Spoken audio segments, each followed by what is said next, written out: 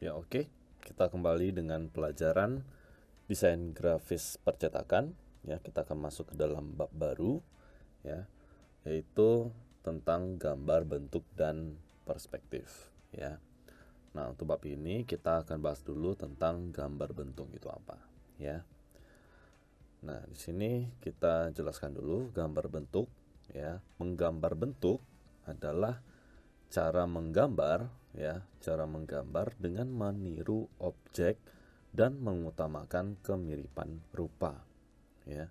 Jadi objek gambar bentuk itu dapat berupa benda-benda mati, ya, flora, fauna, manusia atau alam benda, ya. Jadi menggambar bentuk itu seperti meniru, ya, meniru objek hampir sama persis, ya, dengan objek aslinya, ya.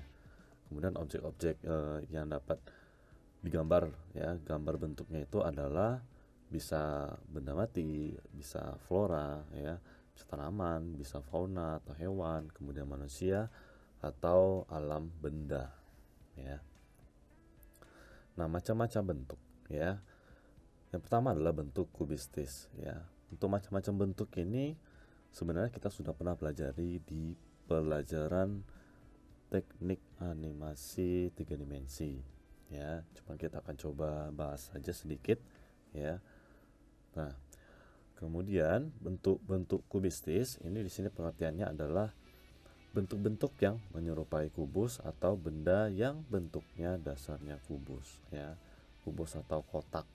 Nah, contohnya TV, meja, kursi, kulkas, lemari, dan lain sebagainya, ya, seperti gambar di bawah ini. Oke. Kemudian kedua adalah bentuk silindris, ya. Bentuk silindris adalah benda yang bentuk dasarnya menyerupai silindris atau bulat, ya. Contohnya gelas, botol, ya, bola lampu, bola, kendi, teko, ember, guci, ya, kaleng, piring, dan sebagainya, ya. Seperti contoh ini, ya, ada kendi dengan ember, ya. Jadi ini adalah salah satu bentuk silindris. Kemudian bentuk bebas.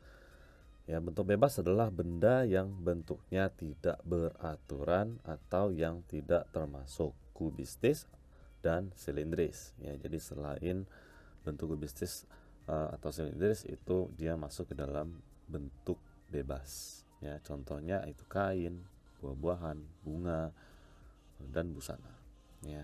Itu termasuk dalam bentuk bebas.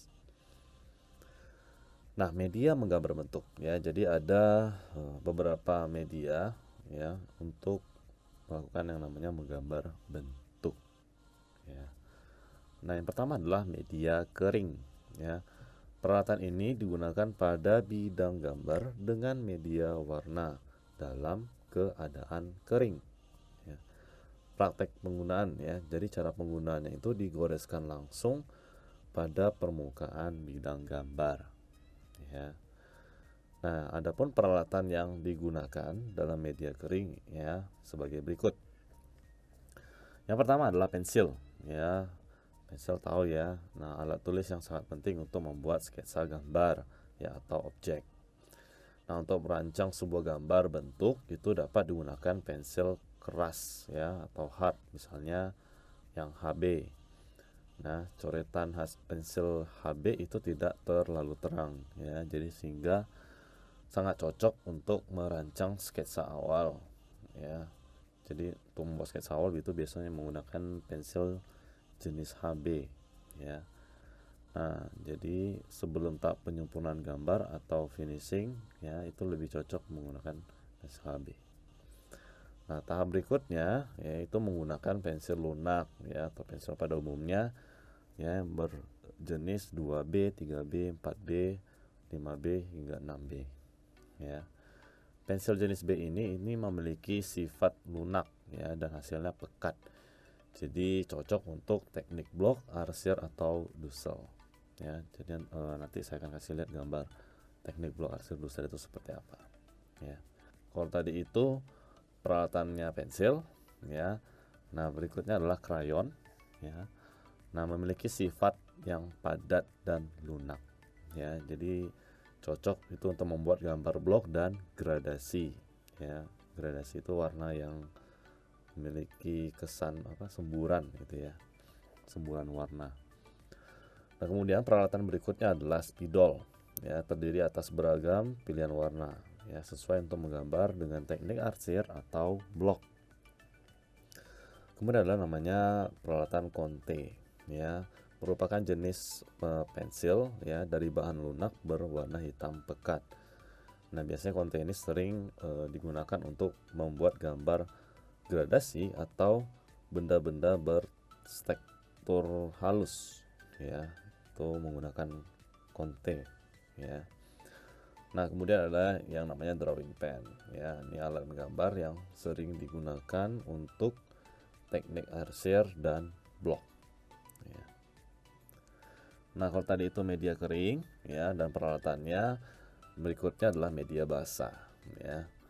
Nah, peralatan ini digunakan pada bidang gambar dengan media warna dalam keadaan basah, ya. Bahan warnanya tersimpan dalam bentuk tub, ya, tub, botol atau kaleng. Nah, peralatan tersebut, ya, peralatan dalam media basah, ya, sebagai berikut. Yang pertama adalah cat air, ya, biasanya digunakan untuk menggambar dengan campuran atau tanpa air, ya. Jadi cat air itu tidak mesti menggunakan air, ya. Nah, kemudian ada cat poster atau cat pelakat namanya, ya. Memiliki kemiripan dengan cat air, ya, tetapi dia lebih padat, ya, dan lebih pekat. Jadi dia sangat cocok digunakan untuk teknik blok, ya. Nah, kemudian tinta bak, ya, biasanya juga dinamakan dengan tinta Cina, ya, terbuat dari bahan cair yang pekat.